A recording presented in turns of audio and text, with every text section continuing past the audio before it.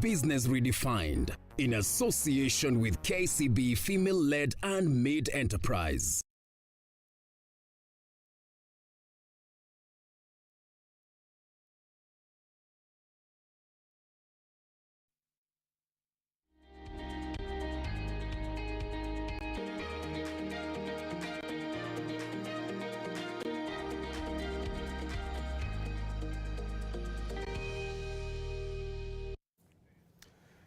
Welcome to this conversation on Business Redefined. We want to talk about the deadline for the tax invoice management system. That is November 30th, which is tomorrow. And from the moment we put out the poster for this conversation, the feedback has been overwhelming. And many of you are asking, why isn't KRA on the panel? Well, I hosted a Twitter space with 4 KRA panelists, not one, not two, 4 of them. So you can latch onto that platform and listen to what they had to say. But for tonight, we have Robert Oreru, partner at Ichiban. Welcome on set, sir. Thank you very much, Julian. I'll be picking questions from Kenyans because I have tons of questions. First, the question being asked is, are we likely to see an extension of the deadline for November 30th? Well, I certainly hope we will be seeing an extension, Julian, for the simple reason that there are still quite a number of taxpayers who have not complied. And with the deadline looming, the question for Revenue Authority really is, do we punish taxpayers who are struggling to comply, or do we facilitate them to comply? And I know there's been 2 extensions before, but really Revenue Authority should consider extending this deadline because a lot of taxpayers are struggling. Struggling to comply, I'm just quoting you. Qualify your statement. So when you say struggling to comply, there are various facets here. Number one, we've got about 19 approved suppliers of these gadgets. And if you remember the first extension in July, there are a lot of people who had paid for these gadgets, but the gadgets had not yet been delivered. So that's the first thing, supply constraints. Number two, you've got the gadgets delivered, but they have not yet been fiscalized. They have not yet been linked to the system. Yeah. So you've got the devices, but they have not been linked to the system. 3, you've got some suppliers who've got technical issues. For example, there is a case where a taxpayer has bought a gadget in April, but they have not yet been able to link it with the Revenue Authority. So some of these challenges, it's not the taxpayer's problem, really. And that's the reason why we're saying it would be nice for the commissioner to extend this, because really what we're trying to drive is compliance. Robert, it looks like you're pushing for extensions ad infinitum. Not ad infinitum. Certainly this has to come to an end. And I appreciate that from a Revenue Authority perspective, there is a sensitivity in the sense that, remember, these regulations first came into force 1st July 2021. Correct. And so taxpayers had 12 months. But remember, the list of approved suppliers came in about 9 months later. So even if we wanted to comply, there was a challenge because we didn't know where to get these devices from. So we're just saying it's good for this country for as many people as possible to comply, and the extension will certainly work that magic. Now, the last conversation I had with KRA, they made it unmistakably clear that there shall be no extension, but we wait to see. Tomorrow can be a very long day, especially from the Revenue Authority perspective. Now, Robert, let's get back. Let's walk back and understand. If you read every year the government releases a tax expenditure report. And for the sake of our viewers, tax expenditure is tax revenue foregone for one reason or the other. In this case of VAT, it's typically exemptions and zero rating. So VAT accounts for 2% of GDP in terms of tax expenditure, one of the largest drivers of foregone revenue. For those who are still struggling with, why is this transition important? Make us understand. Okay, so maybe it's useful to trace the history of ETRs in this country and why this came into place. Where ETR, you mean electronic tax register? Yes, electronic tax register. Yeah, okay. Let's start from there, electronic tax register.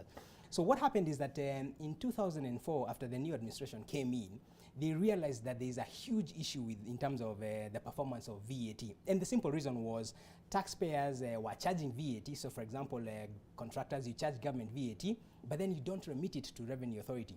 And so what government did is that in 2004, September, they came up with the electronic tax register regulations, which required everybody who is VAT registered to install this device. It was financed by the Exchequer because as a taxpayer, you are allowed to claim the full cost of that machine.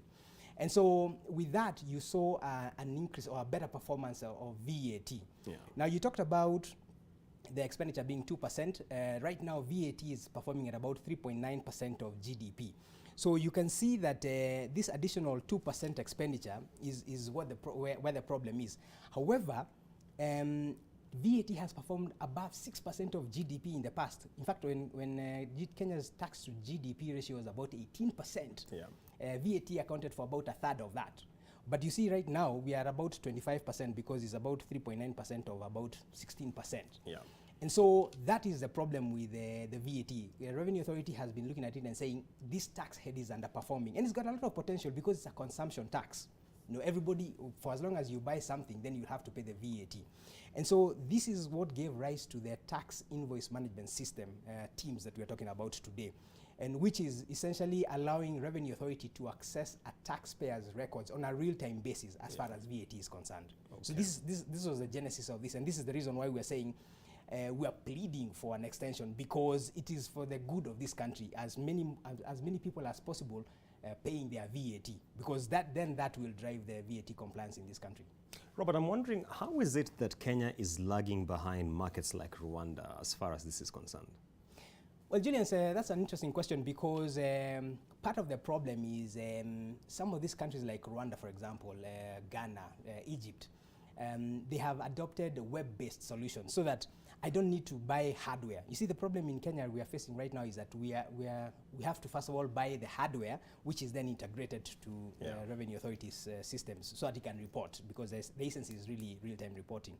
But some of these markets that you've mentioned, they use what is called API, Application Programming Interfaces. So it essentially allows a web-based interaction without necessarily buying the hardware. And what that does is that it makes the solution much cheaper, much more versatile, because as technology evolves, you don't have to change the hardware. Yeah. And really that's the question that taxpayers are asking. Could we have a more versatile solution? There's a question here, Robert. Can you please ask Robert who specifically is eligible for this thing? Are there thresholds in terms of turnover? Fantastic question. So the obligation to comply with the tax invoice management system, TIMS, is for anybody who is VAT registered. And you qualify for VAT registration if the value of your taxable supplies is 5 million shillings or more in a year of income. Yeah. So meaning all the VAT registered taxpayers in this country should comply with these regulations. Wow. Another question coming in, Robert, is Robert is talking about gadgets and connectivity. What happens for we small players who don't have internet? Okay, that's a brilliant question as well. So actually, if you see the way this has been designed, it says real-time transmission or near real-time.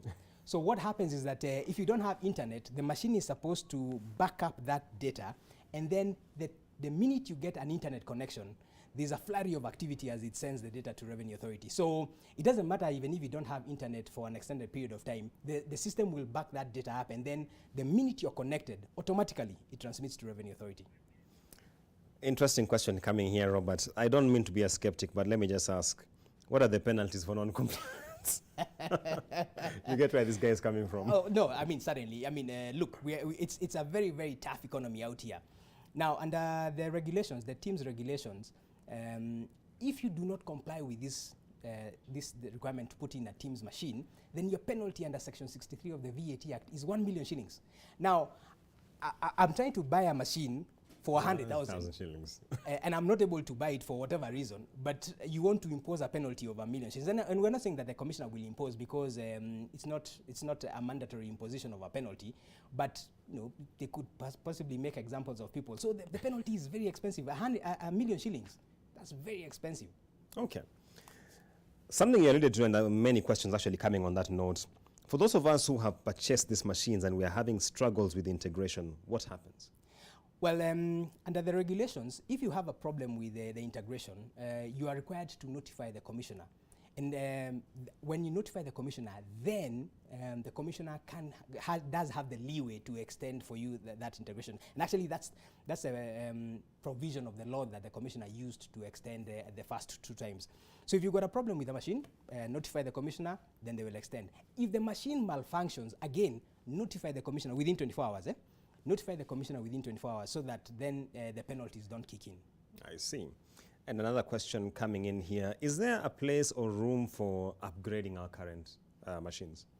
You could, because there are about 4 solutions that are in the market that have been approved. So you've got the one where you've got your old ETR, and then you get an upgrade to that ETR. And I think that's one of the, shall I say, more affordable solutions in the market, because you see that the others could go as much as 100,000, 200,000, depending on the software that you're using, the accounting software that you're using. But there is scope for using the old ETR machines that they are upgraded so that they conform to the requirements under the TIMS regulations. Okay.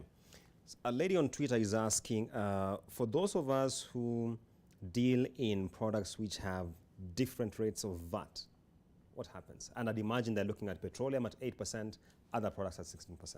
Correct. So now, and this is the reason why these machines need to be configured, because when you're going through the configuration process, your supplier will ask you, what is the nature of your supply? So you will say, I've got products that are at 16%, I've got others that are at 0%, I've got others that are at 8%. So you're given, Revenue Authority has come up with a list, I think it's about maybe 300 or so items that are listed, and each of those has got a code that you then input into the machine, so that when the machine reads that code, then the machine tells, this is a product at 8%, and they'll implement at 8%. This one is at 16%. So that's the reason why the configuration process is a bit slow, because you've got to go through that, and of course you've then got to be trained in order to use it so that you don't make mistakes. That point by Robert takes us to a short break. We shall be right back with a lot more addressing your questions. We have not ignored them. Stay tuned.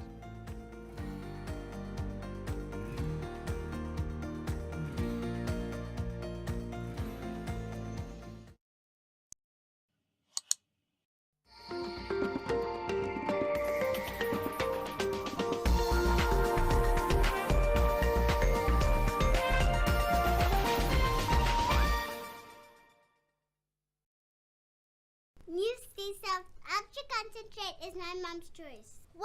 It is 4 times more concentrated. 2. It's ready to use. No need to dilute. 3. It's packed with 4 times more fragrance. And it smells so good. 4. One bottle gives you 40 washes. New Stay Self Ultra Concentrate is 4 times more concentrated. For 4 times more washes and for 4 times more fragrance. Also available in convenient sachets. New Sensodyne Repair and Protect with Deep Repair. It's a huge game changer for me. The science is pretty amazing because it really goes deep inside the tooth and repairs tooth sensitivity. I am a happy patient. I will be able to go back to the things that I enjoy eating the most. The science is there. It's going to improve the quality of my life in a big way. The new Sensodyne Repair and Protect with Deep Repair.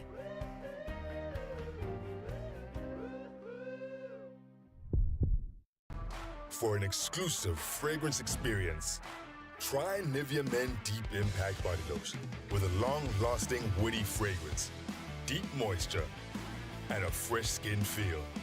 Make an impact with Nivea Men Deep Impact. Nivea Men, it starts with you. You're watching Business Redefined in association with KCB Female-Led and Made Enterprise.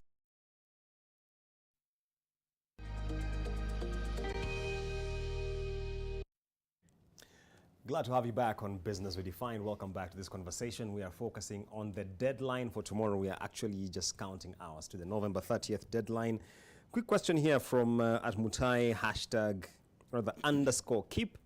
Will the penalty apply to November invoices that are supposed to be filed and paid by 20th December?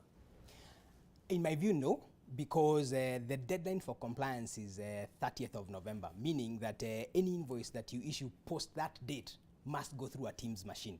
So it could be that your invoice for tomorrow, for example, has not gone through the TIMS machine, but you've got until tomorrow. The invoice for 1st December has to be TIMS compliant. Wow. How do you help this guy? The gentleman is saying, I'm hearing of this for the first time. Where do I start? Maybe we could start from trying to comply. I know the timeline is short, and maybe that's not maybe a practical solution. However, it's a bit of a difficult situation because KRA first mooted this idea in July 2019. So we've had this conversation for almost 2.5 years. So you can see where the commissioner is having difficulties when they say that we will not be extending, even though we are pleading with them to extend. Yes. So yeah, that's a tough one, Julians. Another question coming in, and this question also came when I was having this Twitter space on this, but Robert, just take it away. I deal in supplies which are in multiple currencies. How is this captured? Okay, that's a fantastic question as well. Because part of the problem that we had with the ETRs is that I give you an invoice, say $100, when the dollar is, say, at 100 bob for ease of computation. So I report it to Revenue Authority at 100 times 100, which is 10,000. However, when you claim it or when you book it in your books, you book it at, say, 103. So you'll book 10,300 as the total value of the supply. Now, when Revenue Authority system is looking at this, it's the same supply, but one person is reporting 10,000, the other one 10,300. And so that was a bit of a challenge. And what the TIMS system has now done is that if you're issuing an invoice in a different currency, then you give the exchange rate. Yeah, and usually it will take the CBK exchange rate, the mean exchange rate. That means that you will report at the same exchange rate as I will claim, so no inconsistencies. That's the beauty about the system. Another interesting question coming in here. Will this in any way help us with the issue of claiming VAT refunds? Actually, it was designed to assist with that, so that you don't have these inconsistencies, the example we've just given right there. And then two, Revenue Authority, in 2020, they changed the Finance Act 2020 changed the law that said that if Julius makes a supply to me, I will not be able to claim the input VAT if Julius has not declared it. Yeah. And so this TIMS is trying to give force to that provision so that you're forced to declare it because it's automatically transmitting the data to Revenue Authority. Then when I claim, Revenue Authority is automatically able to tell, Julius has already declared this output VAT, so no problem with that. So I think it should help in terms of resolving the backlogs, resolving the issue of missing trader that we had, people using invoices, falsified invoices. So I think that will definitely help a lot in addition to increasing the VAT contribution to the total revenue mobilized. Question being asked here, I'm aware we have different classes of the machines. Will this still be applicable once we make this transition? Staggered across, we have machines applicable to supermarkets and that tier of businesses, smaller businesses. Yeah, so your business will generally define the kind of machine that you require. And this is the reason why these approved suppliers will ask you, so what's the volume of your trade? How many points of sale do you have? Because you can imagine like a supermarket which has got, say, 10 branches with 10 points of sale. You require to integrate those 100 points of sale to be able to report at the same time. So depending on your business needs, one of the 4 designs that have been approved by Revenue Authority should be able to assist or should be applicable to your business. So it's really a question of the supplier guiding you and advising you on that. Robert, there's someone asking here, where do I get these suppliers? Well, KRA actually has a list on their website, but Robert just responded. No, that's correct. So if you actually you just Google TIMS approved suppliers on KRA's website, you will see the list of 19 approved suppliers together with the models that have been approved and their contact details. So it makes it quite easy to reach out to one of them and get your solution. I see. Yeah. And another one, Robert has spoken about machines costing as much as 100,000 shillings. How do we recoup this investment? Well, if you can respond. Well, and really that's a challenge because, like we said, when the electronic tax registers came in 2004, KRA actually allowed taxpayers to claim the entire cost of that ETR machine. So it then became very easy, and a lot of people complied. Today, you're only allowed to claim the VAT because presumably your supplier will charge you the VAT. These are vatable supplies. So the rest of the cost goes into your balance sheet, and then you claim it over a period of time, which makes it expensive. And that's the reason why we are saying some of these countries like Uganda, Rwanda, using the web-based applications makes it easier and cheaper for people. Listen to this question. I file nil VAT returns monthly. Am I again supposed to comply? We don't intend to sell vatable goods or services in the near future. Well, that's an interesting question. And the way, if you look at the regulations, it is about being VAT registered. Yeah? And in fact, whether or not you sell. Whether or not you sell. And in fact, the regulations then say, if you intend to stop business, you're supposed to give the commissioner 30 days notice that I intend to stop making supplies so that they can decommission that machine. So the thinking there is, then if you're not trading, why don't you deregister from VAT? I see. Someone is asking a more futuristic question here. Once we have compliance post November 30th, what is the expectation in terms of the amount by which VAT revenue can be enhanced? Well, that's a futuristic question indeed.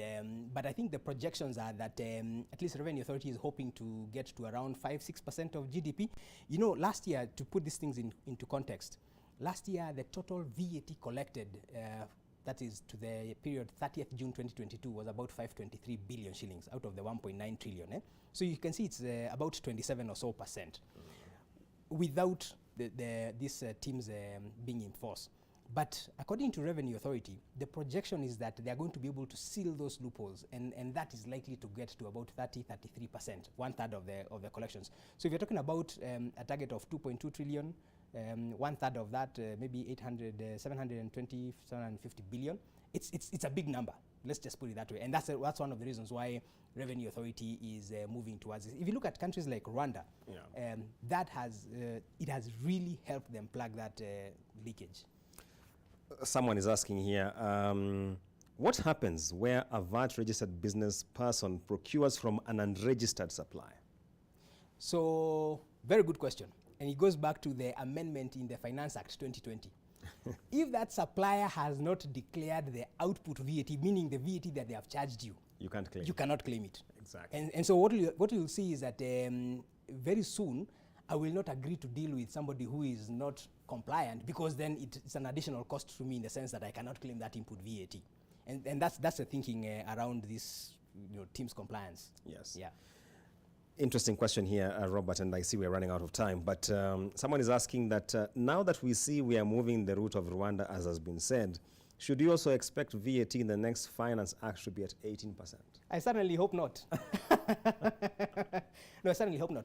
Look, at 16%, it's performing.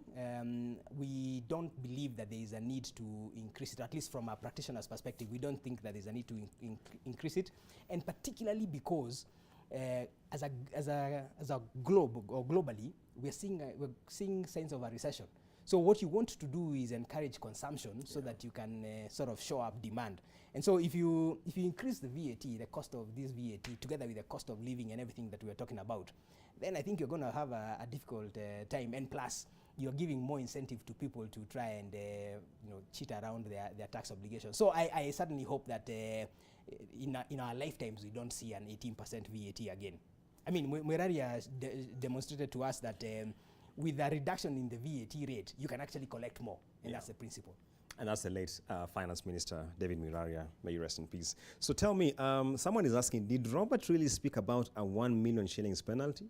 Yes. Section 63 of the VAT Act, 1 million shillings for failure to comply. It's very punitive. That's, I've got so many comments on that. I think it is getting everyone scared. But Robert, really, as we wrap up, so someone is asking here, beyond November 30th, for those of us who are still struggling yet we have intentions to comply, will there be any reprieve? Well, I really hope that administratively the Commissioner exercises her power to extend this and maybe on a case-by-case basis, so that if I am having a challenge implementing this, then I write to the Commissioner and say, look, please allow me, extend for me this period. And the law allows her to extend it for up to 6 months. So I hope that it's going to be on a case-by-case basis, so that, again, it's also not left open-ended forever. But certainly, the idea should be facilitate taxpayers to comply as much as possible, because at the end of the day, we'll then collect more taxes, and as a country, we'll be far better off. Okay. And someone again asking this question, which has been asked before, but for the sake of them, for those of us who are very small businesses, what does this mean for us? It's quite open-ended. Yes. So, Kenyans talk about small businesses, but, small is relative, yes. So, for as long as you're VAT registered, 5 million shillings of taxable supplies, and that means both zero-rated and standard rated, whether 8 or 16%. And so, for as long as you're VAT registered, then this is the regulation that captures you. And so you're required to comply. However small or however big you are for that matter, you need to comply. Listen to this, Robert. We've had so much conversation about the VAT on export services. What does this mean for that? Well, so first of all, VAT on export services is an animal on its own. Let's start from there. However, we do know that there is a case in court, and the parties are discussing how best to resolve that. My own view is that those services are exported and therefore zero rated, and you should then use code 270, that list of codes that we talked about, code 270 for exported services, and therefore your invoice should come out with VAT zero rated. However, it's important to clarify, consultants, it's important to clarify that issue is in court, and so there's still a dispute about the VAT rating of exported services.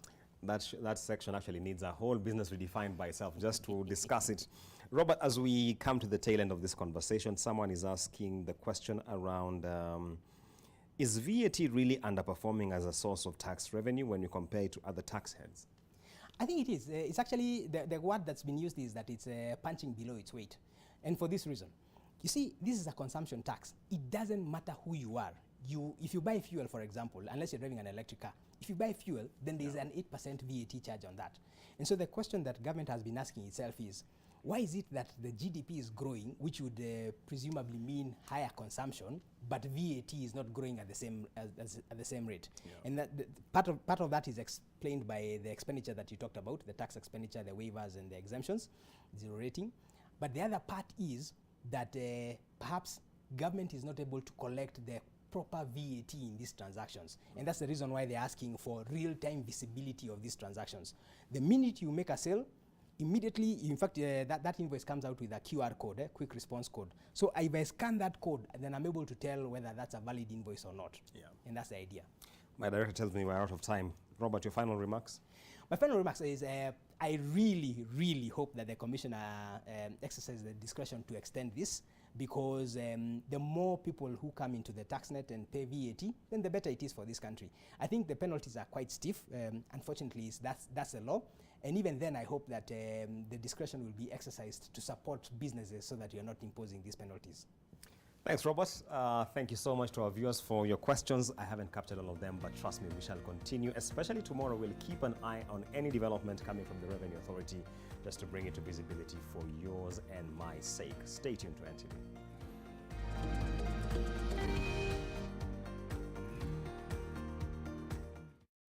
Business Redefined, in association with KCB Female-Led and Made Enterprise. Big or small, local or global, we see you, your dream, your reason for being. This is at the core of what we do, raise women and build them for better. As a woman in business, let KCB fire up your female-led and made enterprise, KCB Flames.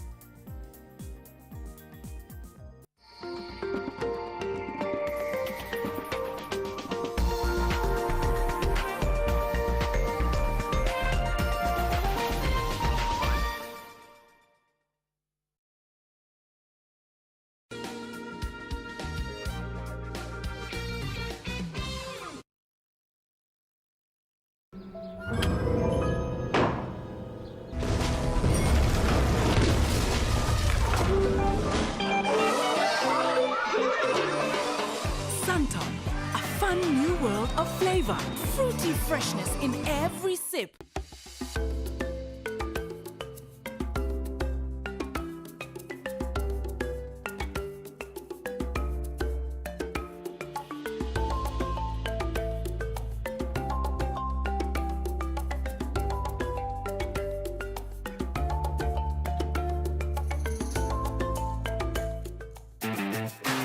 This week on The Best Of, we look at what it takes to keep avocados constant. You only learn you have the wrong seedling after 3 years. Then you say, oops, wrong fruit. Organic farming is the present and the future. Once they taste your fruit and when it has a certain high percentage of chemicals, then you lose the market. And we get a proper agroeconomic education. The difference between me and you, who has bought on the roadside, I am 1 year ahead. Money grows on trees. As little as they are, they fetch a lot of money. On The Best of Avocado Farms.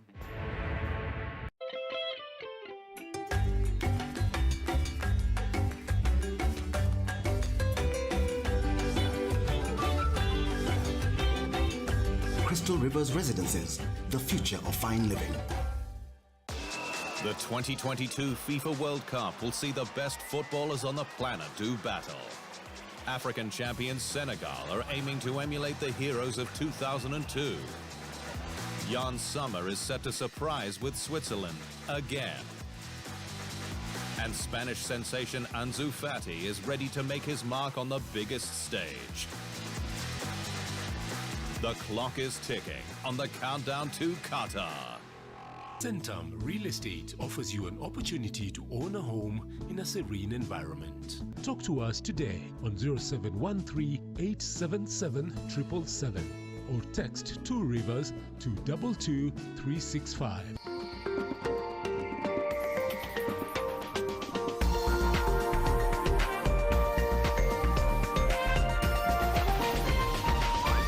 NTV, turning on your world. The following program has been rated PG. It may contain scenes unsuitable for children under the age of 10. I needed someone like you in my life, that there was an empty space in my heart. Bianca, come on, let's go to bed already. Come on. Marilyn, you should go ahead and sleep. I'll be fine. Promise me you'll head to bed soon. I'll go ahead, but you'll head to bed right after and sleep. All right then.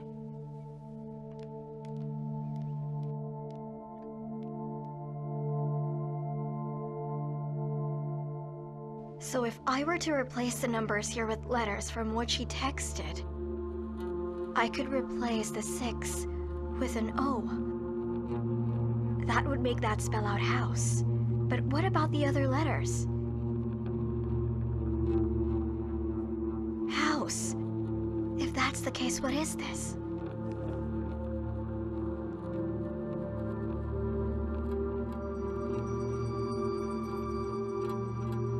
War house?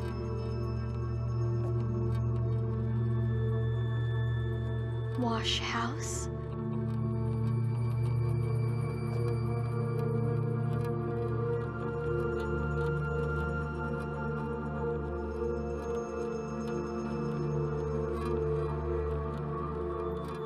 Warehouse. But which one?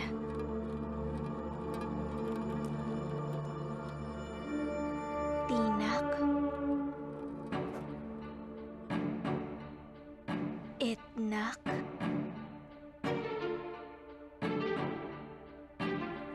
Kanti.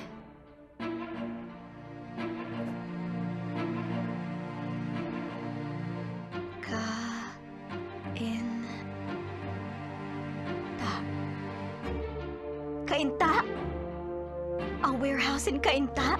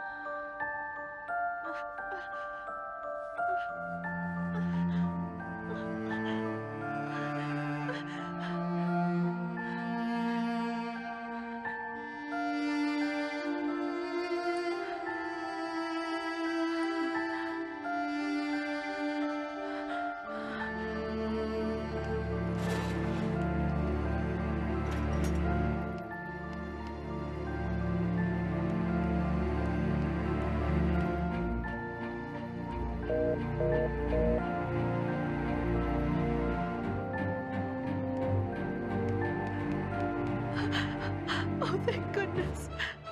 Thank you so much.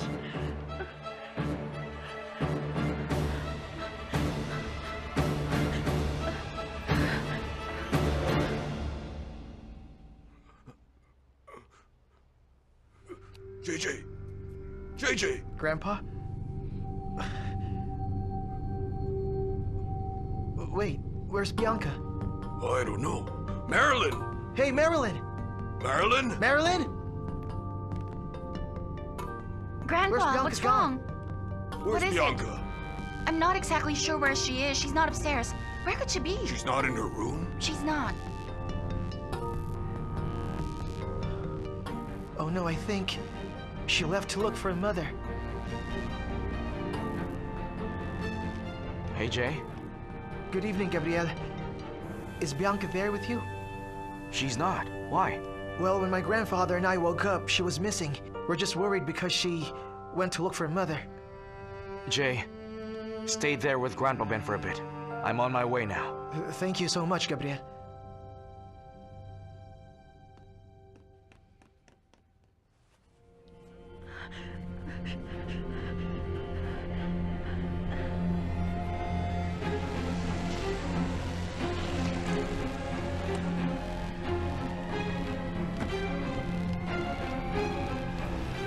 Sir, did you happen to see a woman around here? She has very long hair and a cane with her.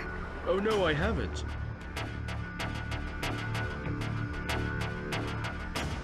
Well, sir, are there other warehouses in here with number 2? Try the warehouses up ahead. They're all numbered.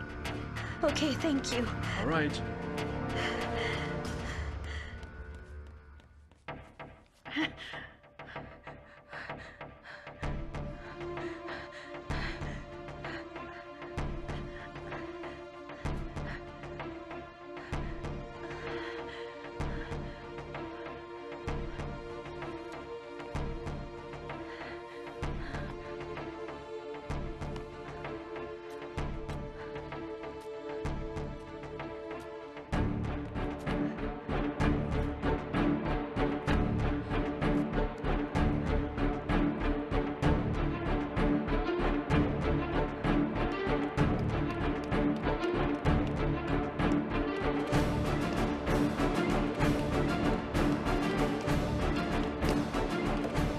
Mother?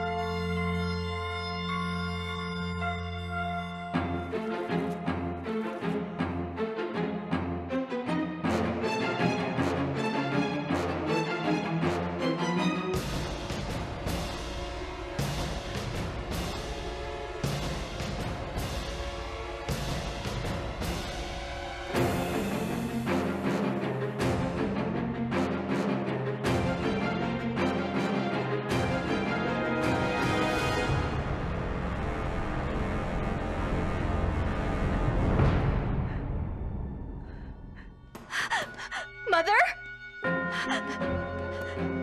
Mother? Mother?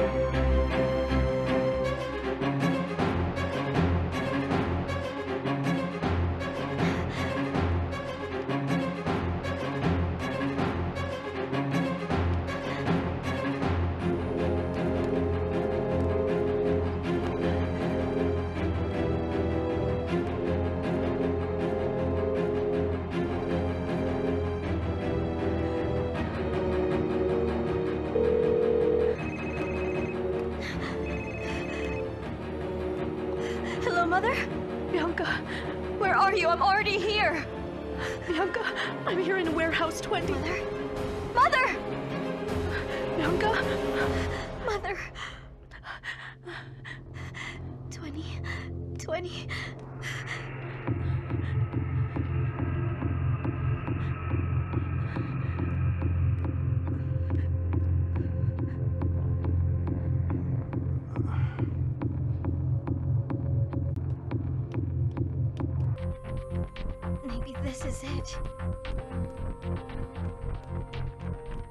Mother?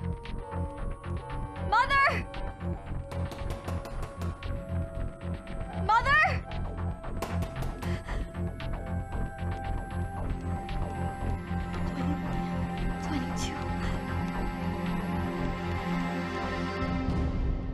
Jay, Grandpa Ben, what happened to Bianca?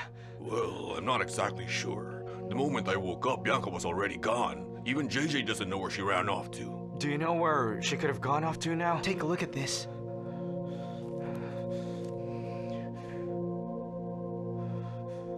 A warehouse in Cainta. I'm pretty sure she must have gone there. I'll go there and look for Bianca. Grandpa, JJ, please stay right Okay, here. Gabriel. Gabriel, bring back my granddaughter. Yes, I will.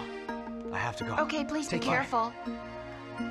You guys stay here and keep waiting for Mila, okay? Yes, Grandpa. I'll go back to the precinct and try to convince the police to look for Mila and Bianca. Okay, Grandpa, count on us. Please be careful, Grandpa Ben. We'll wait for them here. You and I should try calling them too. Aunt Mila. Where could they be?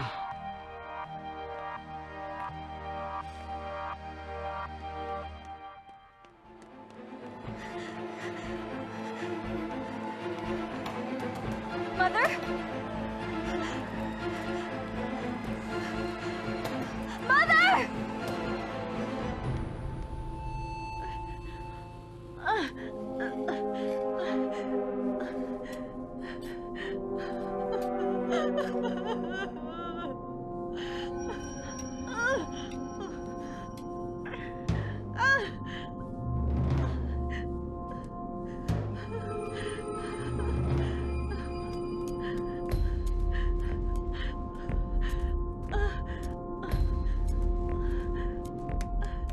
Help me! Somebody help me! Please help! Help me!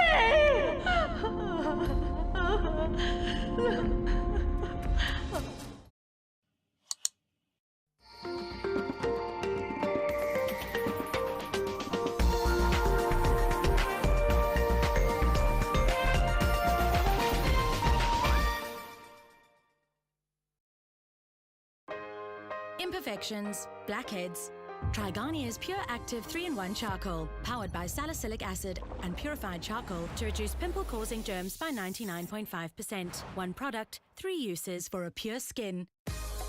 Garnier Pure Active 3-in-1 Charcoal, #1 in South Africa, by Garnier Naturally. Je, ulijua kwamba unalipia maji zaidi unaponunua softener ya kawaida badala ya Downy Concentrate? Downy ni concentrated zaidi. Kwa hivyo, lita moja tu ina freshen na kulainisha nguo kiwango sawa na lita 2.5 ya softener ya kawaida. Usilipie maji zaidi, lipia kuwa freshi siku nzima. Secure your future plus the future of your loved ones by buying a property at the Great Oasis Gardens in Nanyuki or any other Optivens value-added properties today. Pata ploti chap na Optiven and enjoy a peace of mind, classy living and lots of happiness.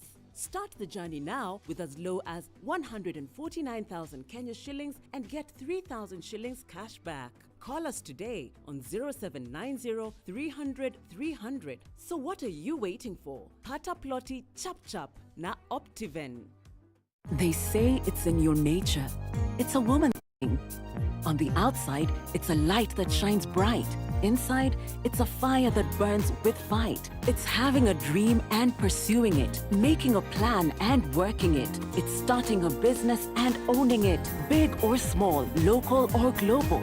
We see you, your dream, your reason for being. This is at the core of what we do, raise women and build them for better. As a woman in business, let KCB fire up your female-led and made enterprise, KCB Flame. To find out more, WhatsApp 0711 087 087 or call 0711 087 000 and visit us at any KCB branch countrywide.